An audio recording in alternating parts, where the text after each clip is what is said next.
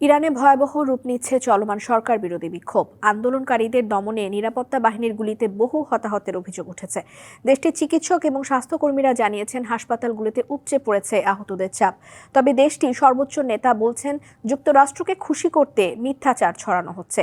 নতুন করে হামলা চালালে মার্কিন সামরিক ঘাঁটিতে আঘাতের হুঁশিয়ারি ইরানের।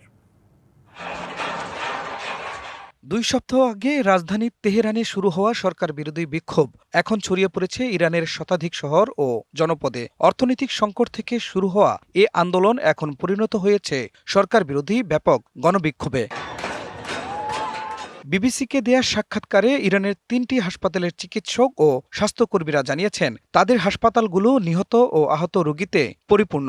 একজন চিকিৎসক জানান অনেক ক্ষেত্রে জরুরি চিকিৎসা দেওয়ার মতো সময়ও পাওয়া যাচ্ছে না।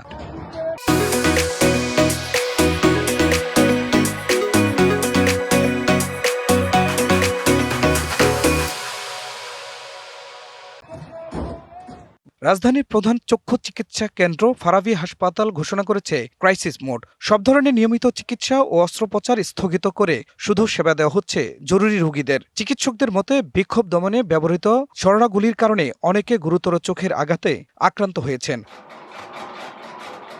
মধ্য ইরানের কাসান শহরসহ দেশের বিভিন্ন অঞ্চলের হাসপাতালগুলোরও একই চিত্র। চিকিৎসকরা বলছেন রাতের সংঘর্ষের পর অনেক আহত হাসপাতালে ছুটে আসছেন। হাসপাতালে পর্যাপ্ত সার্জন না থাকায় আহতদের চিকিৎসা দিতে হিমশিম খেতে হচ্ছে।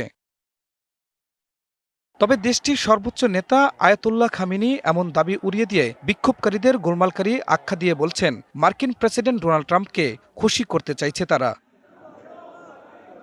এদিকে বিক্ষোভকারীদের উপর হামলা বন্ধ না হলে ইরানের বিরুদ্ধে ব্যবস্থা নেওয়ার হুমকি দিয়েছে ট্রাম্প প্রশাসন। বিক্ষোভের মাঝে যুক্তরাষ্ট্র নতুন করে হামলা চালালে মার্কিন সামরিক ও নৌ লক্ষ্যবস্তুতে আঘাত হানার হুঁশিয়ারি দিয়েছে ইরান। খান মোহাম্মদ মুকুল, ডিবিসি নিউজ ডেস্ক।